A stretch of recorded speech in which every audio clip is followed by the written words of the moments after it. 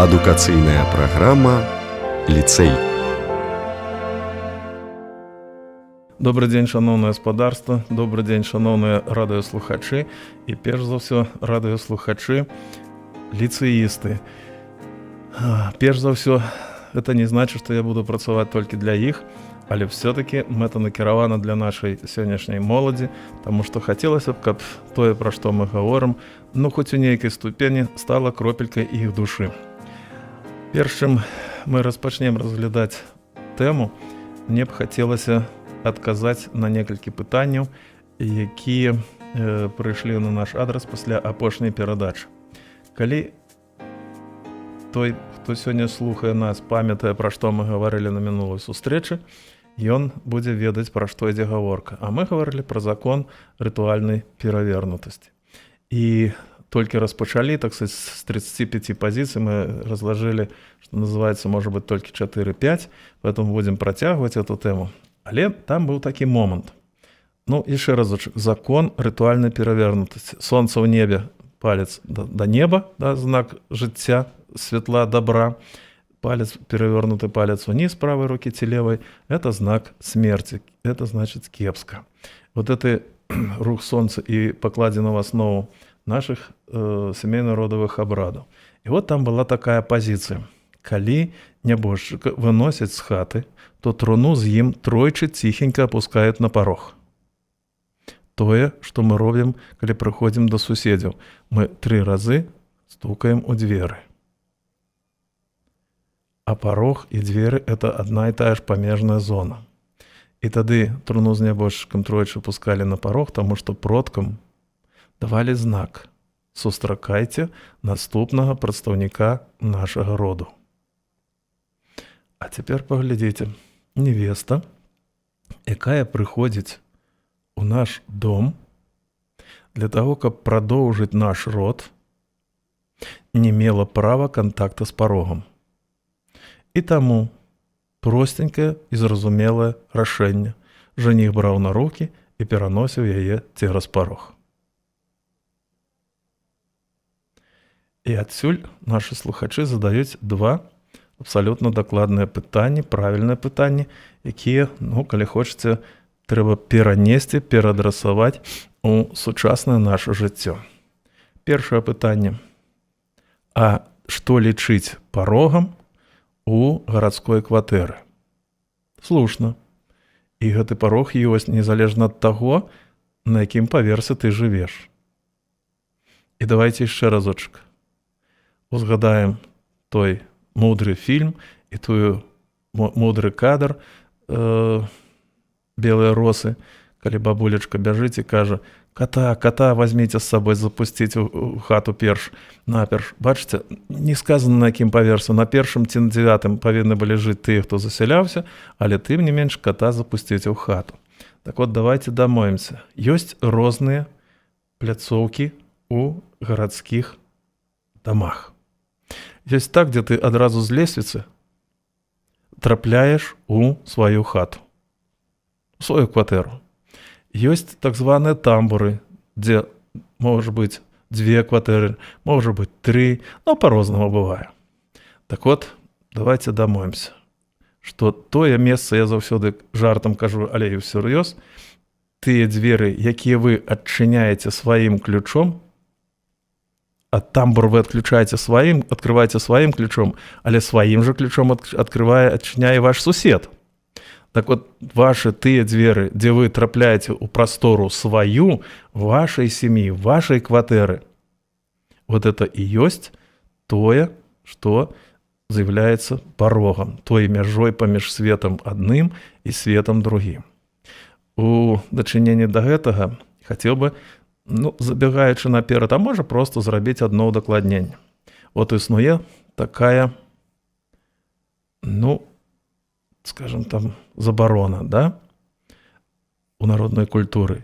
Нельга спаць нагамі да выхаду. І вот на лекцыях мне часто задаюць такое ж пытанне, якое задаў наш радыёслухач. А што лічыць выхадам?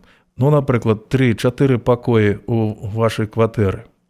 І ў кожнай ёсць парог, і ў кожнай ёсць выхад. Так вот, давайте домовимся зноў-такі. Все сказано абсолютно правильно. Можна зайсці ў кожны пакойчык, можна выйсці. Это нейкая рытуальная мяжа таксама. І тым не менш, выхад з вашай кватэры, з вашага жытла ёсць толькі адзін.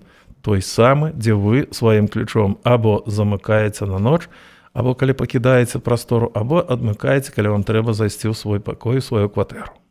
Вот это и лічыцца тым парогам. Поэтому менавіта тут, на гэтым парозе, выконваецца маса рытуальных дзеянняў. Паверце, велізарная колькасць. Ну, напрыклад,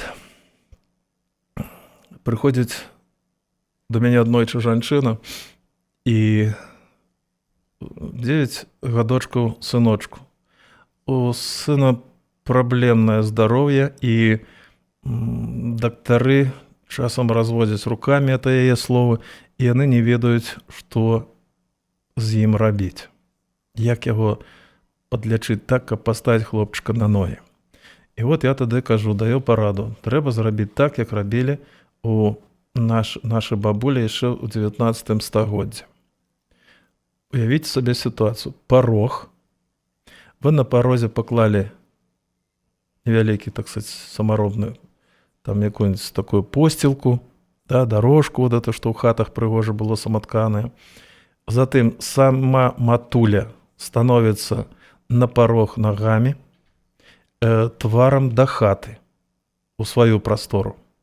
А малое кладзеце на гэты ж саму дорожку, але за парогам.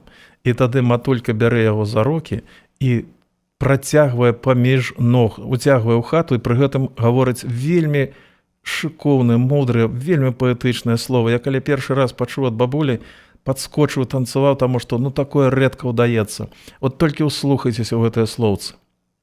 Хто яго нарадзіў, той яго і адхадзіў. Радзіма мама нарадзіла, радзіма мама адхадзіла. Уявіце, якая прыгажосць. І вот яна адзін раз працягнула, прагаварыла гэтае слово, другі раз паміж ног працягнула, прагаварыла, і трэці раз. Этот абрад называется абрадам перанараджэння. Успамінайце, калі ласка, рускія, беларускія, украінскія казкі пра бабу Ягу. А? Вот той порог, вот тая избушка на курыных ножках и так далей. И там вот это вот поворот, и што трэба было зрабіць? Вот таксама момант перанараджэння абавязкова, і самы галоўны момант, калі вы узгадаеце казкі, баба Яга адыходзіць і кажа дачушцы: баньку натапі, накармі, а потым, памятаеце, на лапату і ў печку.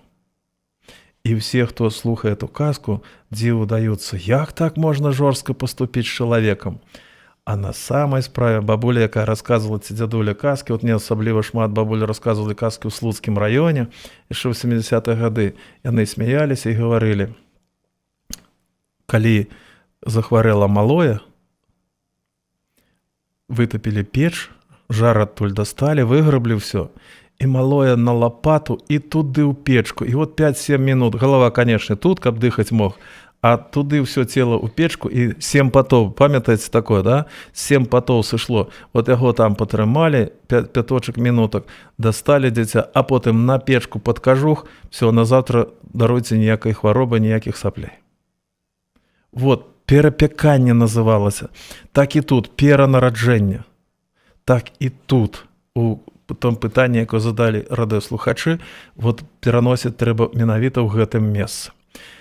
З гэтым пытаннем непасрэдна, значит, звязана і другое пытанне. Яно, калі хочаце, кропля вады з акіяна сённяшняга жыцця.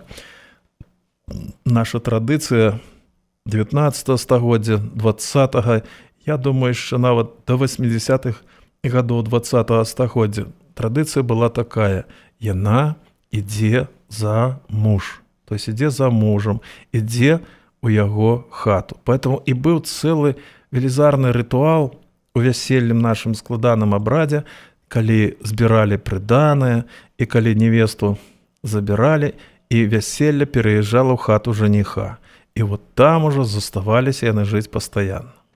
Жыццё змяняецца, сёння моладзь жыве на кватэрах асобна, сёння даволі часта па розных абставінах, абсалютна па-рознаму. У кагосьці больше, так сказать, жыллёвая плошча, у кагосьці там што-то з матуляй, так сказать, ці з бацькам не ладзіцца, там здароўе слабавата, трэба дагляд. Ну, тысячы можа быць прычын, калі складваецца такая сітуацыя, што маладая сям'я пераязджае жыць да невесты. Ну, так бывае. І раней это называлася ісці ў прымакі.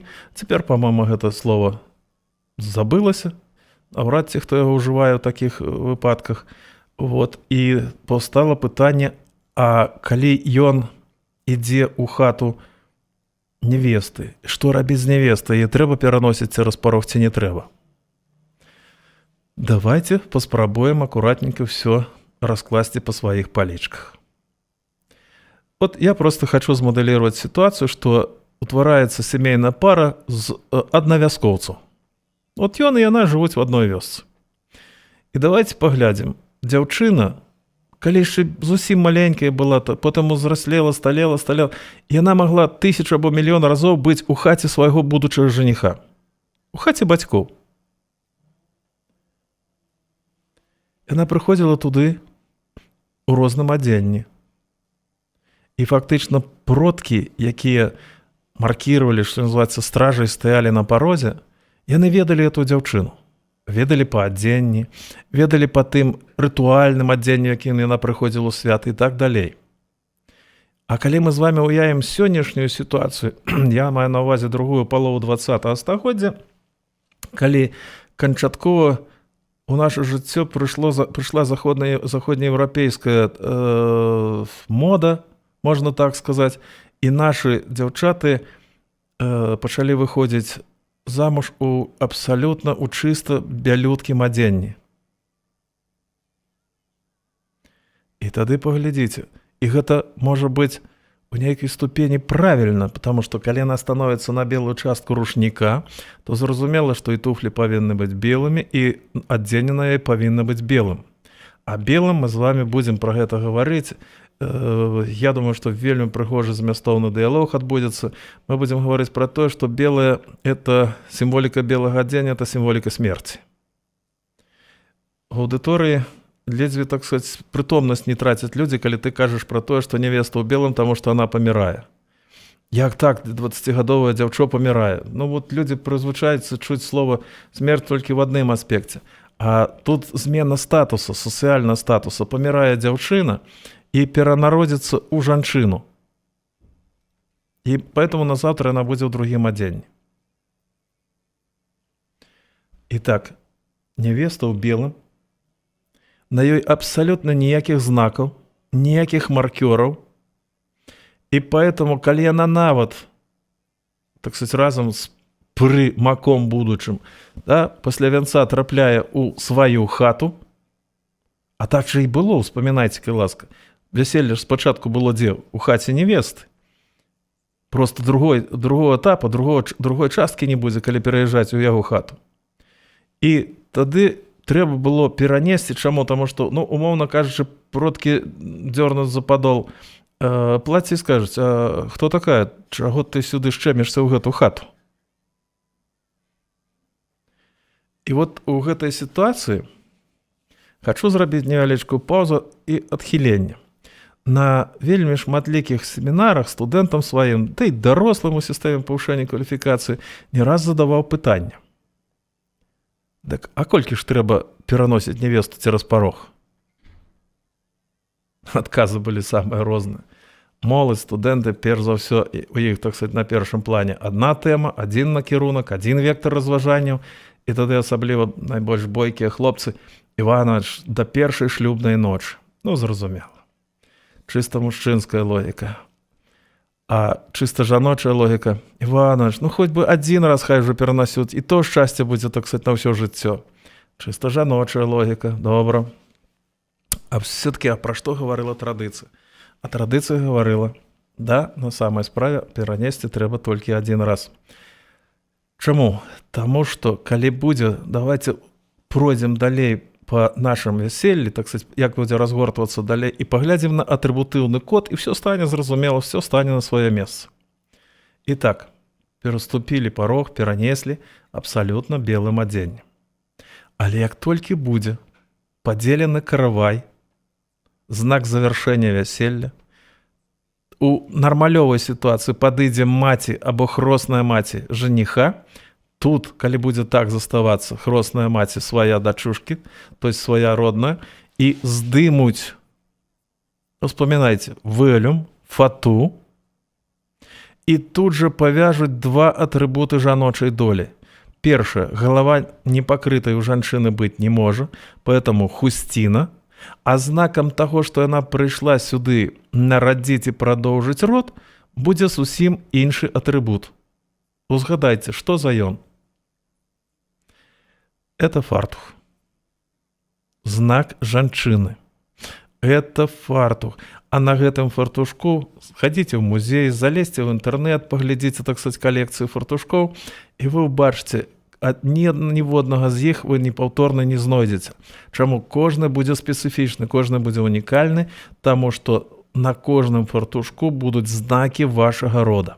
Калі вы паглядзіце 10 вясковых фартушкоў на жанчынах, якія стаяць у фальклорным гурце, на першы погляд, ой, адно і тое ж, блізняты. Але калі вы, так сказать, пальчикам акуратненько па ўсім тэксце арнамента пройдзеце, вы абавязкова знойдзеце, так як, напрыклад, у той самай літары 6 і 9, здавалася б, той самая графіка, тая ж самая. Але так і тут вы знойдзеце элементы арнамента гэтага роду.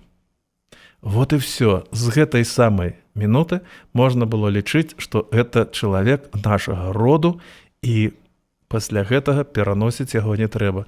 То есть сённяшнія прадаўжальнікі роду Матуля прыняла яе і паставіла побач з сабою.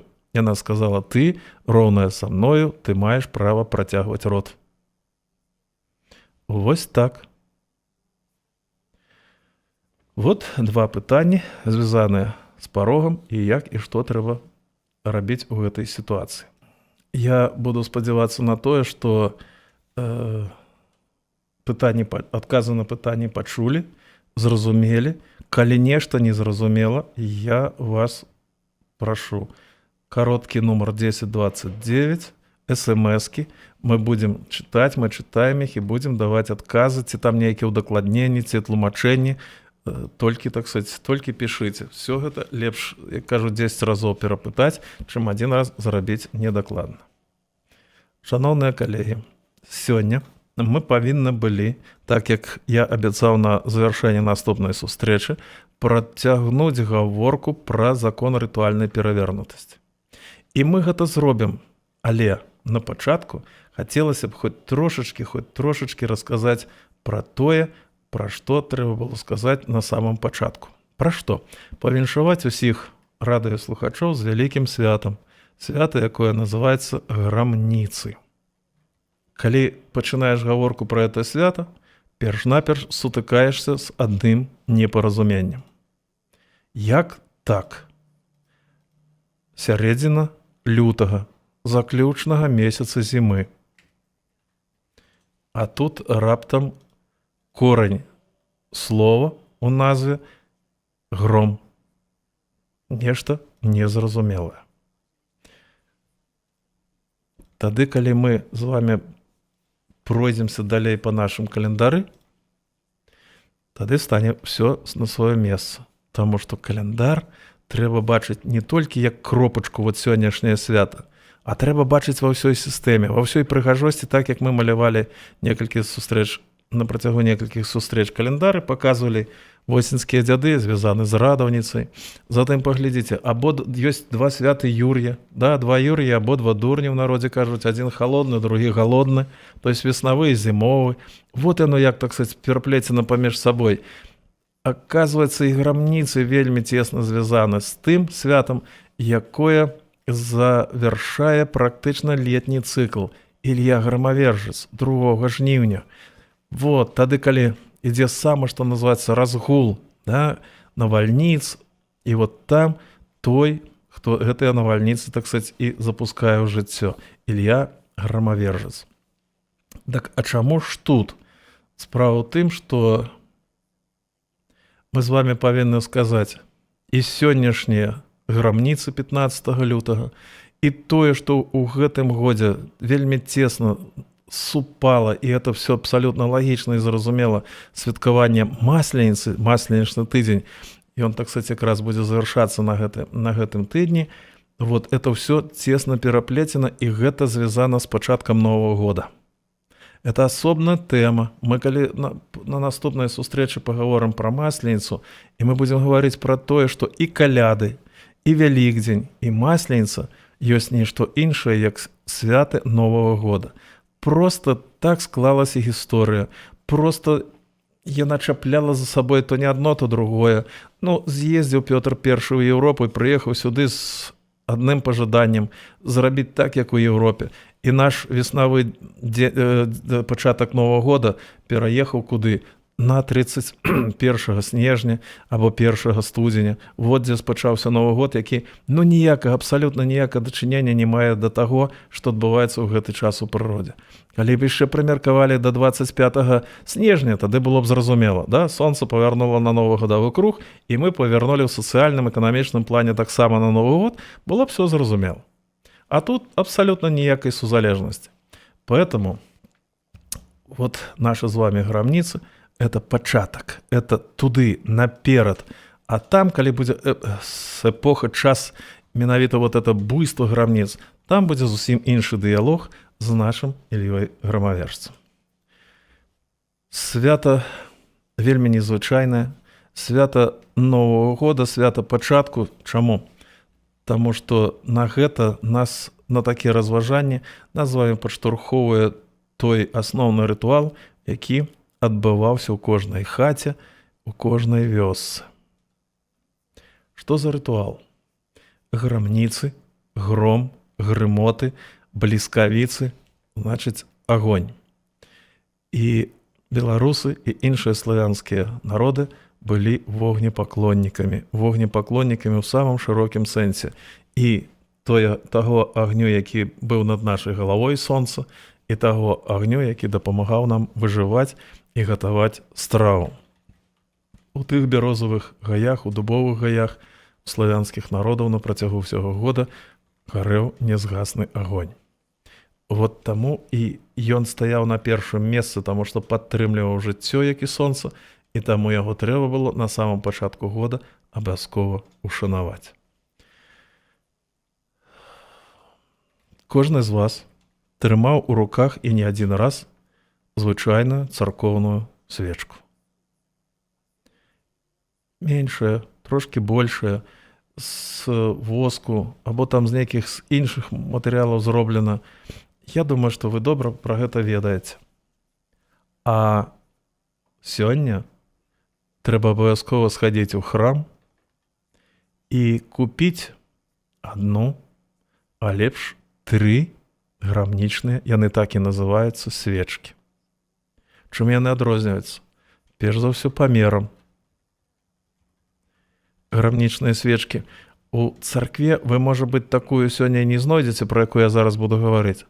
Але нашы з вамі яшчэ дзяды рабілі спецыяльна. У пчаляроў закуплялі воск, і трэба было зрабіць, вот я руками показываю сам сабе, свечу 40 сантиметраў вышыні або даўжыні.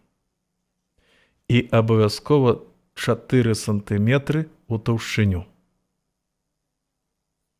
Уявляеце? І вот гэтую свечку неслі ў храм. Прычым незвычайна, не проста ў руках, а трэба было туды ў рукаў апусціць, так сказать, под пазух, і несці акуратненько туды. А цяпер паглядзіце. Вот напрошваецца просто процьма паралеляў, звязаных з пачаткам. Той з вас, хто быў на сапраўдным беларускім вяселлі і бачыў, што такое наш вясельны каравай, той ведае, што выпяканне каравая суправаджалі песні, у якіх былі словы «З 7 крыніц вадзіца», «З 7 двароў масла» і так далей. Бачыце, 7 гуляла, так сказать, таму што это родавы знак. І вот это вот знесці в адзінае цэлае, потым прыгатаваць незвычайны сакральны хлеб, і напрыканцы вяселля кожны з гэтага хлеба атрымае сваю долю. І ніводзін з тых, хто гэту долю атрымаў, не мае права надкусіць хаця б грамолечку. Ён прынясе дадому і перш за ўсё падзеліцца са сваімі дзеткамі ці ўнукамі, якія не былі на вяселлі. Сваю долю есці нельга. Так і на грамніцы. Кожны жыхар, зраблю удакладненне, не проста кожны жыхар вёскі, а ад адной сям'і прадстаўнік. Гэта магла быць матуля, гэта мог быць бацька, дзед, бабуля, але з вялікай беларускай сям'і нехта адзін, той, хто самапаважаны, відаць, надзяляўся статусам гэтым, браў эту свечку, прыходзіў у храм, а далей паўза. Сёння па тэлебачанні паказваюць, і мы з задавальненнем глядзім пасхальную перадачу з Іерусаліма. Памятаеце, калі самым незвычайным чынам нябесны агонь сыходзіць на свячу, якую трымае владыка ў сваіх руках, і в этой кульве, і ён выходзіць адтуль, і потым памятаеце, што адбываецца? Все там сотні, тысячы людзей, все перадаюць этой свечы адзін аднаму, так сказать, і вот этой вот агонь панёсся па ўсім свеце, яго прывозяць нават на самалёце да нас на Беларусь.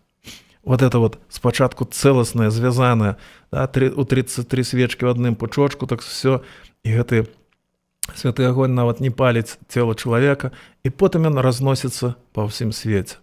Вот это ж самае адбывалася і на грамніцы сёння. Кожны гаспадар прыносіць сваю свечку ў храм, потым іх складваюць в одно месца,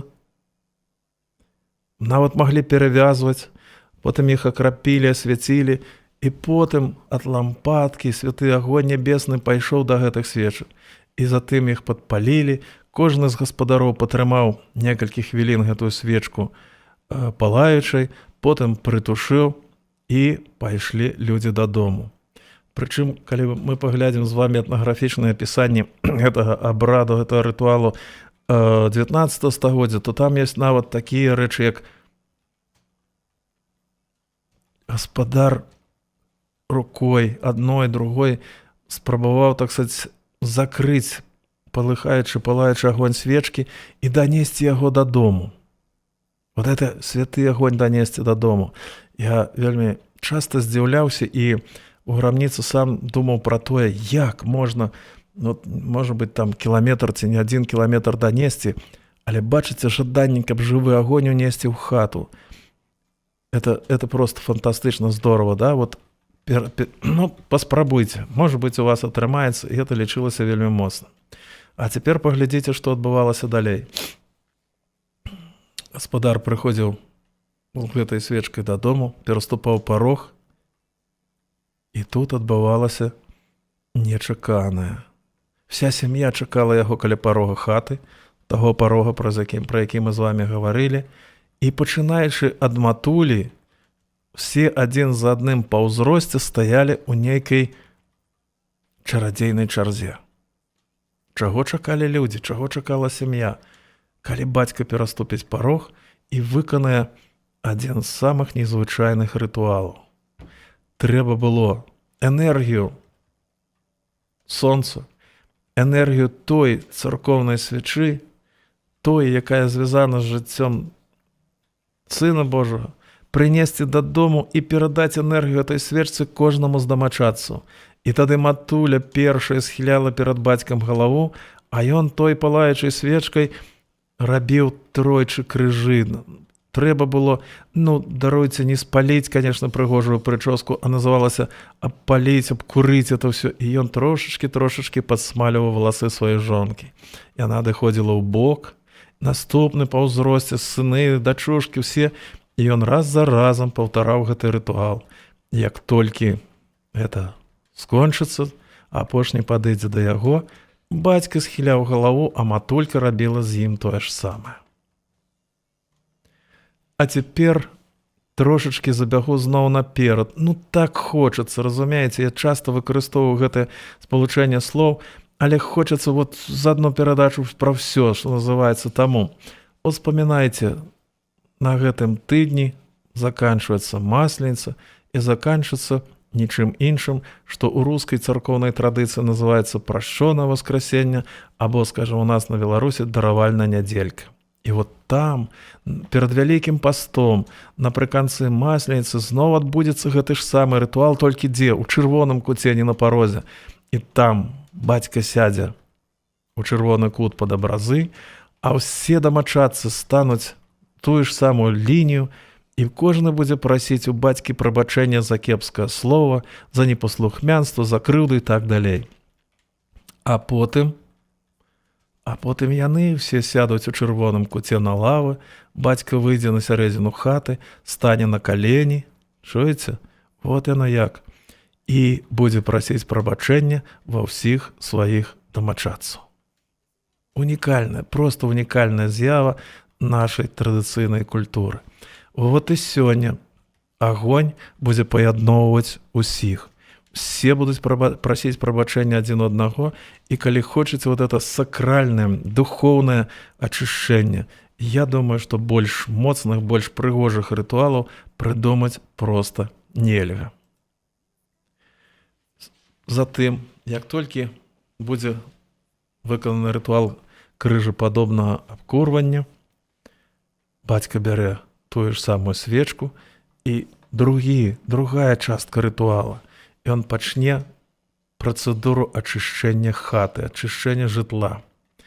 І тады ад парога, пачынаючы з левага боку, і па ходу сонца зноў-такі, ён пройдзе і тройчы пакладзе крыж у кожны куточак. Вот печка і стенка, куточак, за печкай куточак.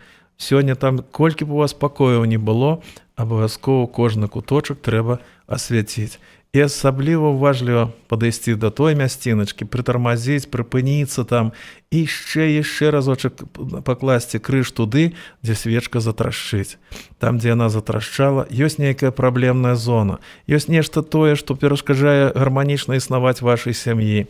І поэтому гэтым месцам трэба асобная такая асаблівая павага, асаблівая увага.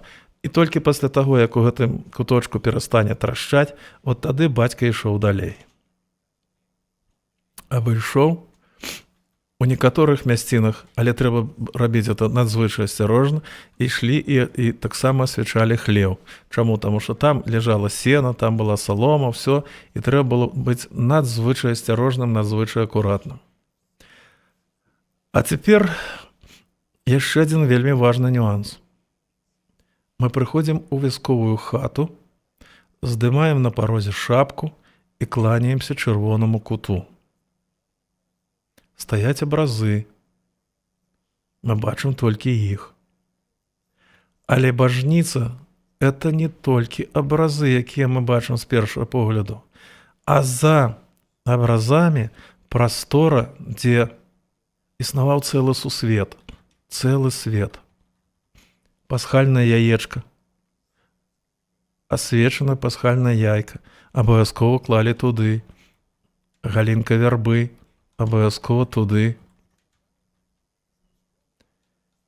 І туды ж за абразы, а можа ў некаторых сем'ях, я бачу, гэта быў куфар, і там спецыяльна быў пенал такі, хто вот падымаў вечка, той бачыў, ведае пра гэта.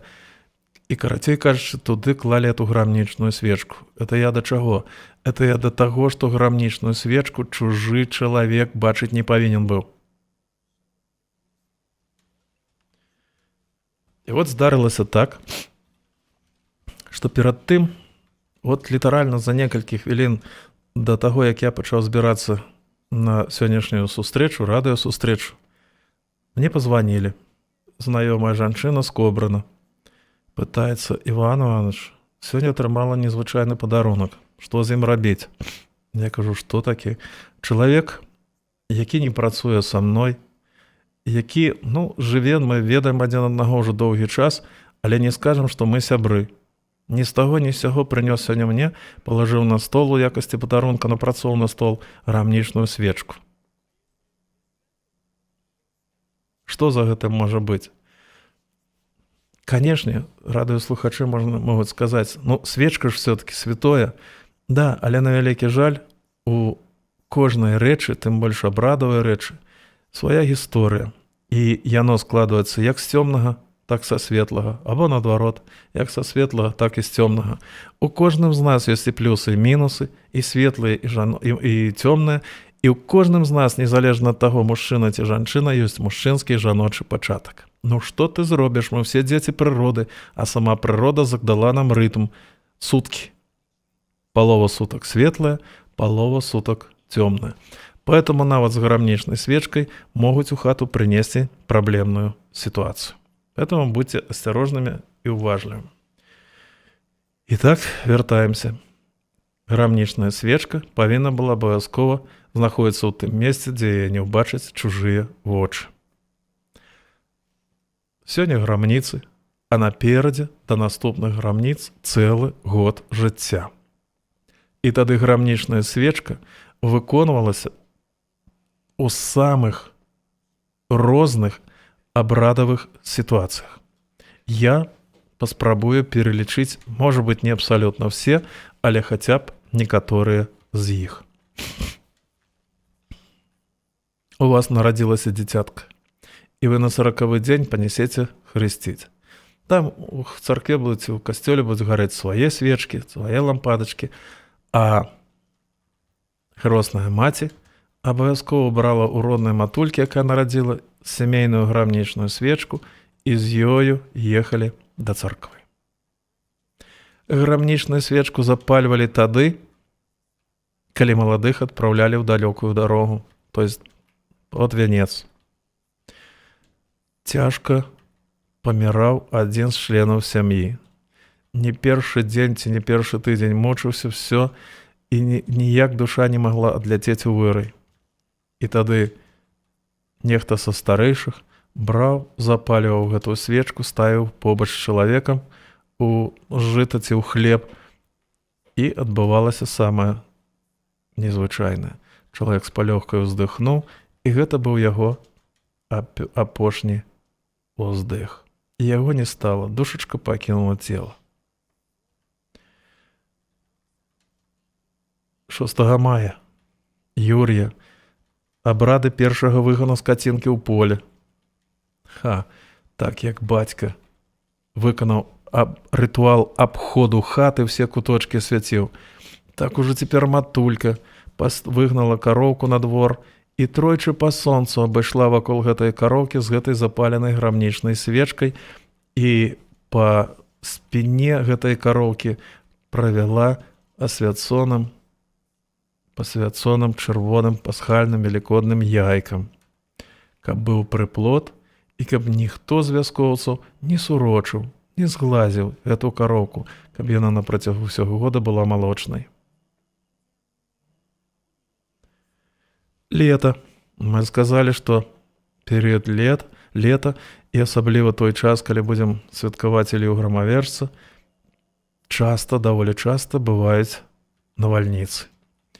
Гром, грымоты, пярун ляскатае, маланкі уздоўж і поперак закрываюць неба. І тады разумная мудрая бабуля брала са свайго куфэрка або з забажніцы грамнічную свечку, запальвала яе і ставіла на акно, на падаконнік з таго боку, адкуль ішла навала. Што гэтым самым яна хацела сказаць? А толькі адно. Ілью Грамавержцу, той, хто пасылаў перуновыя стрэлы на дрэвы, якіх хавалася нячыстая сіла, памятайце, старая вярба, пад якой хаваўся чорт, і тады пярун пляжыў па гэтых дрэвах. Але здаралася, што маланка трапляла і ў хату, а што, калі яна была саламянным дахам? 1 мінута і хаты не будзе. І вот тады бабуля запальвала грамнічную свечку і гэтым самым гаварыла: «Небушка, дарагое, Ілля Грамавержец, твоё дзіця тут, у маёй хаце», мелася на ўвазе свечка, якая гарыць, «агонь тут, твоё дзіця, поэтому перасцеражы маю хатку, не пасылай стрэлы сюды, дай нашай сям'і жыць спакойна, вольна і ў шчасці». І ў такія хаты, расказвалі старыя людзі мне падчас шматлікіх экспедыцый, ніколі не трапляла маланка. Грамнічную свечку запалювалі і тады, калі ацялілася кароўка, і тады, калі кот быў авечак, і ў іншых, і ў самых іншых сітуацыях. Бывала такое, што я гаварыў пра тое, што непажадана, каб бачылі чужыя вочы, але все-таки, калі ўжо свечка была дагарэўшая, або з мінулага года свечку, там гарачак невялікі пакідалі, бралі з сабой, і калі нябожчыка прывозілі на могілкі, і перад тым, як апусціць труну з нябожчыкам у магілу, памятайце, яе акраплялі свянцонай вадой, крыжападобна туды сыпалі асвяцоны пясок, і першым апусціць абавязкова агонь. Трэця складовая, крыжападобна асвячалі магілу. Вот так. Так что, бачыце, грамнічная свечка – это наш оберег, это наш спадарожнік на працягу ўсяго года, это вельмі моцная рэч. А цяпер, можа быць, самае нечаканае, пра што мне расказвалі людзі. У некаторых мясцінках гаварылі так: не трэба даводзіць да таго, каб свечка грамнічна згарала цалкам. Хоць трошачкі, хоць там 1 сантыметр, але пакіньце. Я задаю пытанне: так звычайныя рэчы, тыя, якія мелі рытуальны статус, роўна праз год іх спальвалі. Успамінайце, да? Галінкі вярбы асвяцонай. У суботу, заўтра вербніца наступная, у суботу перад вербніцай спальвалі на засланцы і рассыпалі на градах, дзе будуць сеяць агуркі. А навошта тут? Заўтра ж прынесем новую грамнічную свечку. А мудрая бабуля казала: не, даражэнькі, пачакай. Калі рыхтавалі вясельны каравай, туды абавязкова ў цеста дабаўлялі ножом, зразалі воск. О, як, каб маладыя, яшчэ разочак. Пяруны, калі пачынаюць ляскатаць, грымоты, все страшэнна навокал. Так от, каб такой сітуацыі ніколі не здарылася ў сям'і тых маладых, якія зараз бяруць шлюб, туды ў каравай грамоліначку свечкі, каб ціха было ў гэтай сям'і, каб ніколі не ляскаталі людзі, суседзі, не мылі, не паласкалі языкі, і каб у іхнай хаце была цішыня і спакой.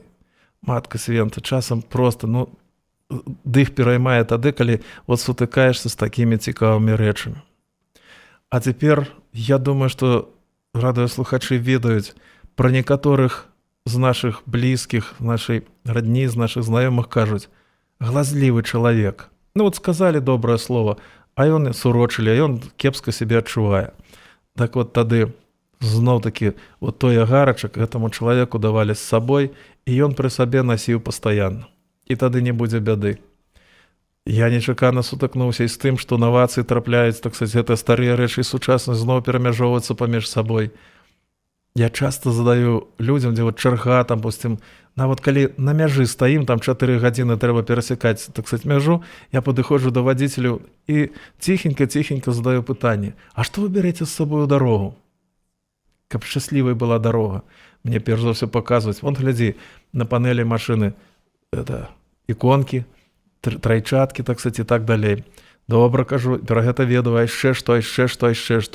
І опа, не адзін раз я натыкаўся на тое, што ў самым цікавым месцы, там, дзе ўсё, так сказаць, ляжыць вадзіцельскае, называецца бардачок, там ляжыць агарак гэтай свечкі.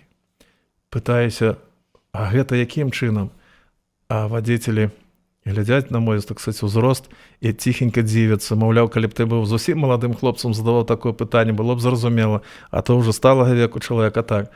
А кажу: ты ні раз не бачыў па телеку, так сказаць, як гараць машыны? Оба-на, вот оно куды. Зноў той ж самы, бачыце, аберег, як у час Перуна хату перасцерагалі, так і падчас далёкага падарожжа перасцерагалі сваю машынку этой грамнічнай свечкай. І самае прыгожае. У Александра Невскага на грамніцы некалькі гадоў назад купіў 3 свечкі, выходжу, бабулька стаіць каля дзвярэй і гляжу народ каля яе. Я туды, а яна, аказваецца, вычасаны акуратненька лён раздае людзям і кажа: вы ж 3 свечачкі вот так 8 паміж сабой перапляціце, саюз, знак таго, што жонка, муж і дзеці вот у этой трыядзе непарушнай. Матка Свента, думаю, ты паглянь, як працуюць мазгі ў людзей. І яна тут же расказвае, і я хачу на развітанне сёння вам сказаць гэтыя словы. Я іх запомніў на ўсё жыццё. Еду я ў дарогу, Господь Бог са мною, Матерь Божия перед глазами, Иисус Христос за плечами, сбоку ангелы меня охраняют, всю душу, всего от беды меня отгоняют. Поэтому на развітанне хай Бог бережи вас у далёкай дарозе, а грамнічная свечка у хаце. Всего найлепшага.